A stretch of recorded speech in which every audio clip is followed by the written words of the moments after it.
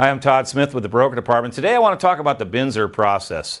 And I say process because a lot of people think the BINSR is just a form that we pull out somewhere in the middle of escrow. And hey, look, there's a lot of blank space in there. Let's just write down whatever we're thinking. Not true. The buyer gave the seller the blueprints for the BINSR process at time of offer. If you have a minute, take a look at section 6I and 6J of the contract. This essentially is the BINSR process. 6I says, by the end of the inspection period, the buyer agrees to give the seller a list of disapproved items and a decision that they're either bugging out, moving forward, or giving the seller a chance to respond.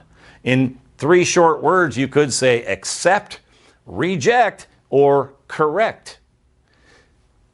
The BINSR process was designed to be a series of unilateral components. The buyer inspection notice, the seller response, the buyer's response to the seller's response. That's a mouthful.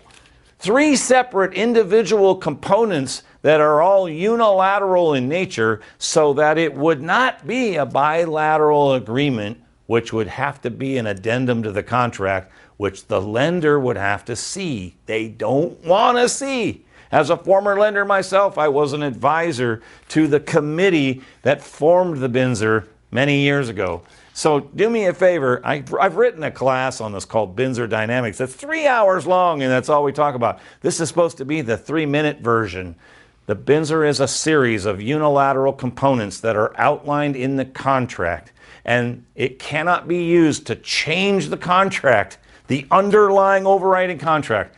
It's for the buyer to communicate with the seller a list of disapproved items, for the seller to respond with what they're willing or not willing to do, and for the buyer to issue a last word. Anytime any changes to the contract, like the price or concessions, were to come out of the BINSR, it would trigger the need for an addendum. In other words, we would require an addendum to the contract saying, what are we going to do? If the seller offers the buyer a credit, we're going to write an addendum that says the parties are going to reduce the price or increase the seller concession. So without getting into all the details today, if you have questions about the BINSR process, one of the most critical stages of the escrow process itself, give us a call at the Broker Department or shoot us a quick email.